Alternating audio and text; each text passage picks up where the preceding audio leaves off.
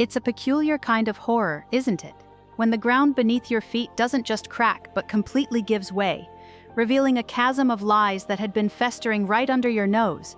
And it's not just one person who shatters your world, but two. The two people you trusted most in this life, the twin pillars of your existence. My husband, my lifelong best friend. They conspired, they lied, they built a secret world on the ashes of my unsuspecting heart. I'm going to take you through every raw, painful, and ultimately vindicating step of how my own flesh and blood, because that's what she felt like, family, and my marriage completely shattered my trust and my life. This isn't just a story, it's the unraveling of a life, a complex web of deceit that took years to untangle, and how I ultimately found my way back from the brink. Seriously, this is probably the most detailed, most personal story I've ever shared. You might want to grab a coffee or tea, because we're going deep. Alright, so to truly understand the depth of this wound, we need to go back. This all started around 8 years ago, when my life felt perfectly ordered, perfectly happy. I had a wonderful husband, Michael, whom I'd been with since college. He was kind, dependable, funny, everything I thought I wanted in a partner. We had built a comfortable life together, a cozy home, stable careers, and then there was Sarah, my best friend, my sister of the heart. We had known each other since kindergarten, practically grew up in each other's backyards. She knew every embarrassing childhood story, every secret hope, every past heartbreak. She was the first person I called with good news, the shoulder I cried on during bad. She was family, truly.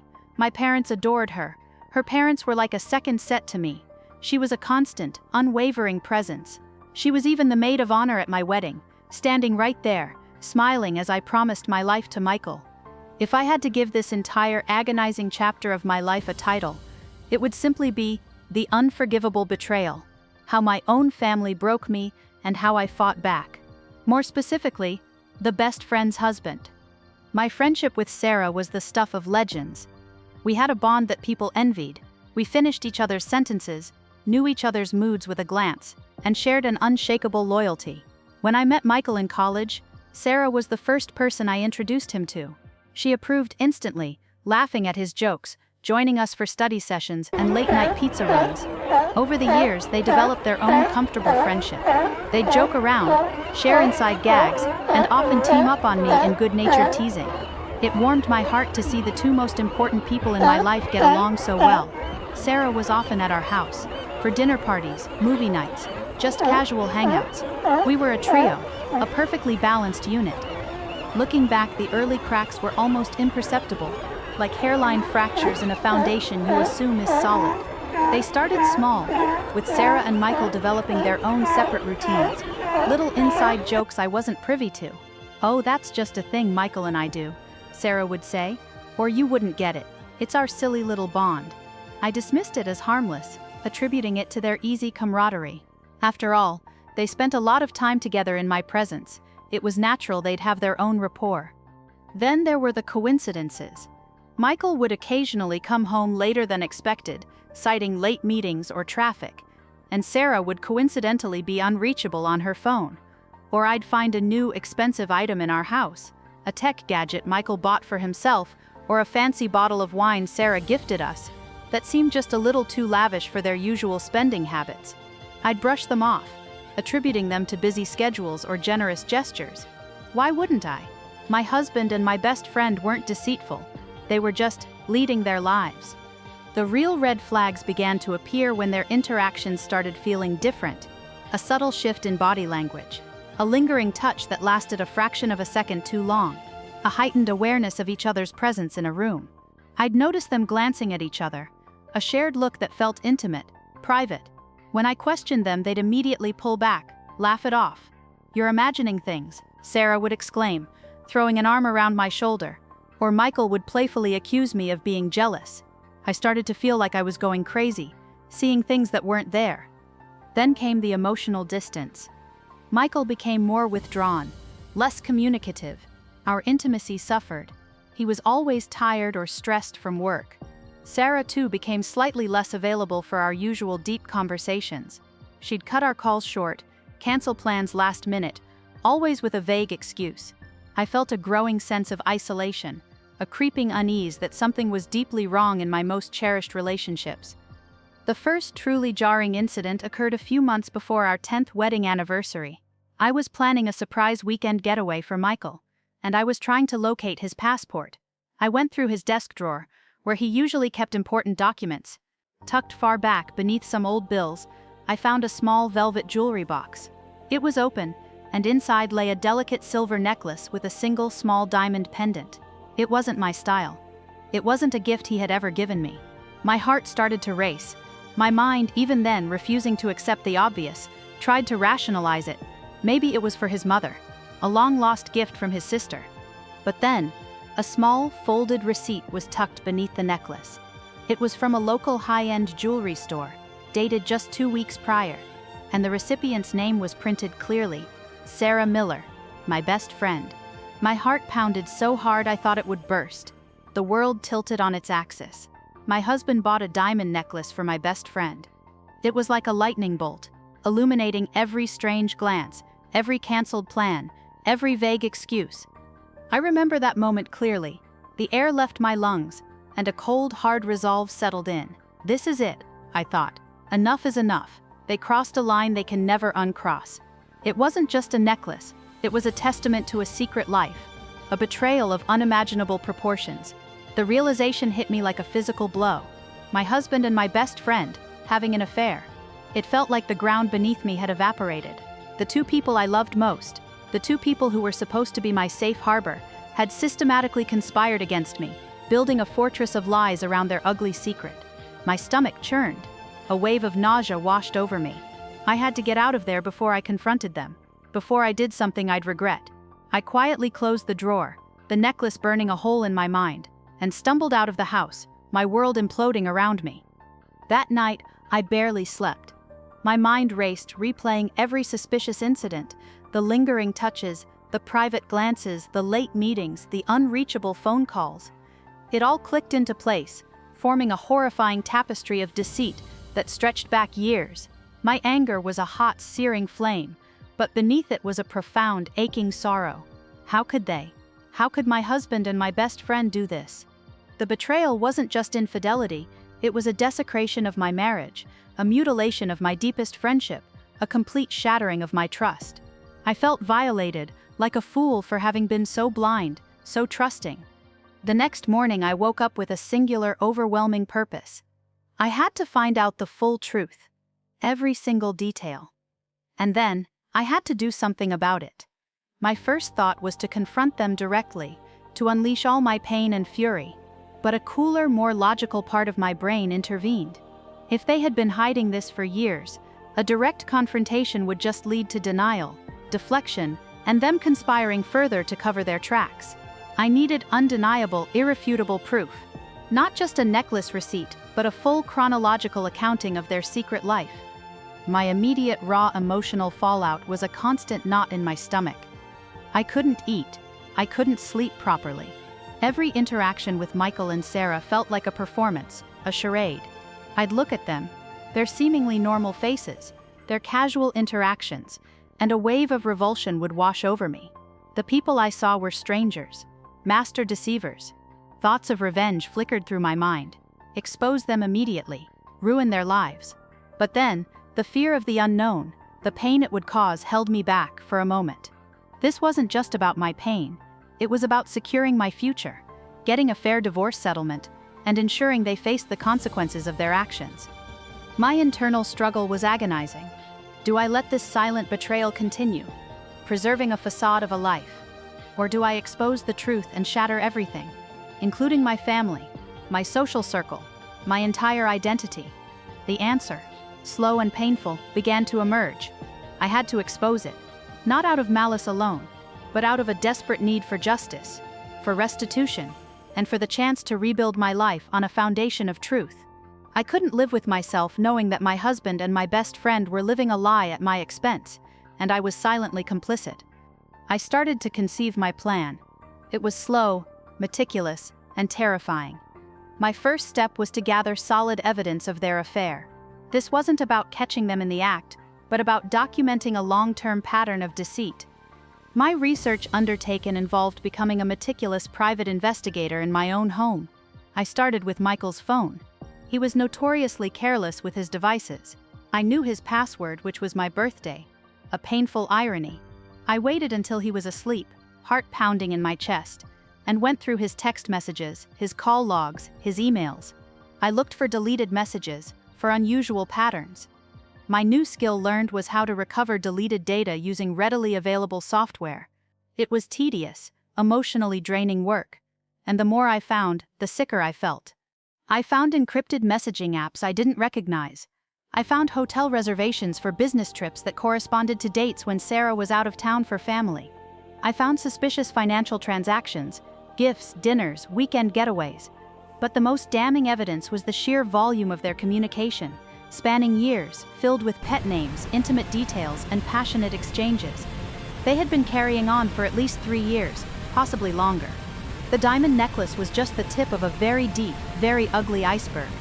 This was the immense patience and emotional toll this phase took. Every message I read, every photo I saw, felt like a fresh stab wound.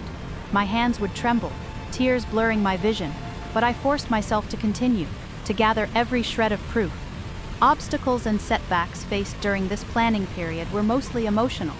The sheer volume of the betrayal was almost paralyzing. There were countless nights I almost gave up, where the weight of it all felt too heavy, like when I found a string of messages discussing my own unsuspecting nature, their private jokes at my expense. It was a level of cruelty I hadn't imagined. The urge to confront them immediately, to scream, to smash something, was almost unbearable, but I reminded myself of my goal. A clean break, a fair settlement, and their undeniable exposure. My breakthrough came when I discovered they had a shared secret email account. Michael had logged into it once on our shared home computer and hadn't logged out. It was a goldmine. It contained flight confirmations for separate trips they had taken together, photos of them on those trips, even a shared calendar outlining their clandestine meetings, coded as client lunches or yoga classes.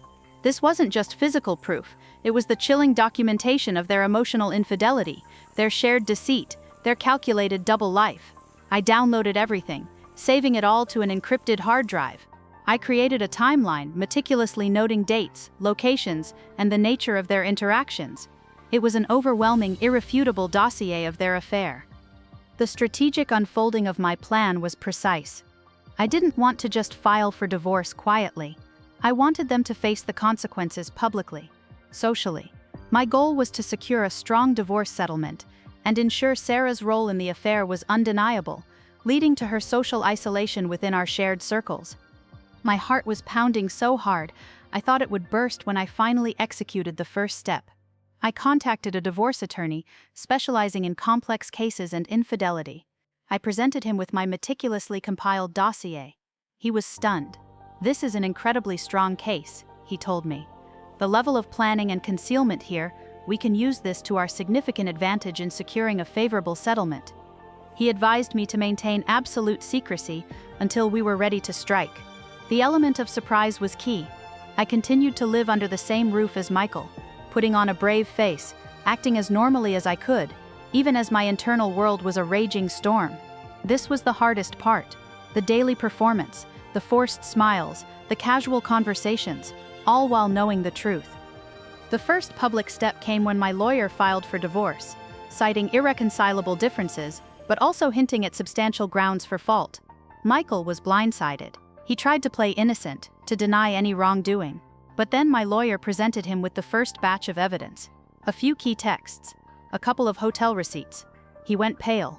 He knew I had the goods. The real strategic unfolding, the public exposure, came in carefully orchestrated waves. My lawyer advised me to speak to my closest confidantes first, the mutual friends and family members who had been closest to both me and Sarah. I started with my parents. It was a devastating conversation. My mother cried, my father was speechless, but they supported me. Then, I spoke to a handful of mutual friends, the ones I knew I could trust implicitly. I didn't go in with anger. I went in with a quiet, heartbreaking delivery of the facts, showing them select pieces of the evidence. I chose a few of the most damning, unambiguous texts and photos. "This is why," I said, my voice breaking. "This is what they did." And then, The moment I had both dreaded and yearned for arrived. The climax, the consequences. The immediate fallout was a social explosion. My friends, seeing the undeniable proof, were horrified. The whispers began, then grew louder. Our social circle, once so tightly knit, fractured. People started choosing sides, and overwhelmingly, they chose mine. Sarah's phone, I heard, went silent. Invitations stopped coming. Our mutual friends, many of whom had been friends with Sarah longer than they had known Michael, began to distance themselves from her. Her social isolation began almost immediately. She was seen as the other woman, the betrayer, but worse, the best friend who stabbed her friend in the back. Michael, facing a devastating divorce settlement, my lawyer leveraged the evidence to secure a significant portion of our marital assets and ongoing spousal support. Tried to save face, but it was too late. The affair, once a whispered rumor, was now an undeniable fact within our community. He lost mutual friends, colleagues looked at him differently. His carefully constructed image of the dependable, loyal husband was shattered. I didn't seek out tabloid headlines or public shaming on a grand scale. The public exposure was targeted, contained within our shared social and professional circles. But within those circles, it was a tsunami. The social isolation for Sarah, and the professional and social repercussions for Michael, were exactly what I had aimed for. It was a cold, hard justice. I remember watching Sarah's social media, once so vibrant, go quiet. Her posts stopped, her photos disappeared. Friends who had once commented daily were now silent. It was a complex mix of emotions felt at this climax. Vindication, sadness, exhaustion, relief. Vindication, because their lies were exposed and I was free. Sadness, because it was the end of a lifelong friendship, the destruction of a marriage, and the pain it caused our families. Exhaustion, from the years of suspicion, the agonizing investigation, the constant emotional strain. And relief, a profound, liberating relief, that the truth was finally out, their deceit stopped, and I could finally begin to heal. The full consequences for Michael and Sarah were profound. Michael faced a substantial divorce settlement, lost a significant portion of our shared assets, and his reputation within our professional and social circles was severely damaged. He struggled financially and emotionally. His family, though initially supportive of him, eventually expressed deep disappointment in his actions. Sarah's life was completely upended. She lost almost all of our mutual friends, many of whom publicly condemned her actions. Her social circle crumbled. Her reputation as the kind, trustworthy friend was irreparably tarnished.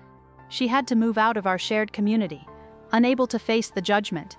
The best friend I once knew vanished, replaced by a ghost of shame and isolation. My life fundamentally changed after the resolution of the betrayal. I went through a painful but necessary process of rebuilding. The divorce was finalized, securing my financial stability. I learned to trust myself again, to listen to my intuition, even when the truth was terrifying.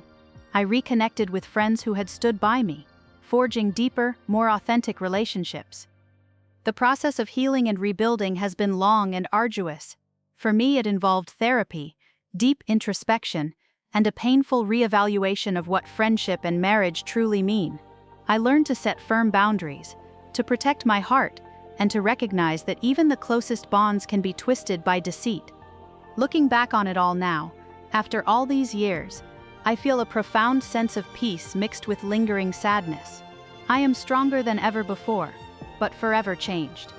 The naive woman who believed in fairy tale endings and unconditional loyalty is gone. In her place is a woman who understands the complexities of human nature, the darkness that can lurk beneath the most loving facade, and the incredible resilience required to fight for truth, even when it means tearing your own world apart. I carry the scars, yes, but also the strength that came from facing the unbearable and surviving. My new life, built on honesty and authentic connections, is my ultimate vindication. So, yeah, that's the story. That entire period was one of the most brutal and transformative of my life. It took everything out of me, but it also taught me invaluable lessons about trust, resilience, boundaries, self-worth, the importance of listening to your gut, and the true cost of deceit. It taught me that sometimes, the hardest choices are the only right choices, no matter the personal cost. I'm sharing this because I believe many of you have faced some form of betrayal, especially the devastating pain of infidelity involving a trusted friend. to show that even from the deepest wounds you can heal and rebuild, to shine a light on the hidden complexities of human relationships and the sometimes uncomfortable truth that not all loyalty is genuine. Maybe some of you can relate to the pain of having your world shattered, or the difficult decision to prioritize your well-being and truth over maintaining a damaging facade. Whew! Thanks for sticking with me through that absolute emotional marathon. I know it was a lot, but I truly wanted to share the full, unvarnished truth of what happened. If this story resonated with you, if you felt every twist and turn with me, please give this video a thumbs up. It really helps the channel. Don't forget to subscribe for more stories, though hopefully, my next one won't be quite as intense. And hit that notification bell so you don't miss out. What did you think? What part of this betrayal shocked you the most? Or what would you have done in my shoes? I'd genuinely love to hear your thoughts and experiences in the comments below. This is the kind of story that sticks with you, and I bet it will for a while. Alright everyone, that's it from me for this one. Take care of yourselves, and I'll see you in the next video.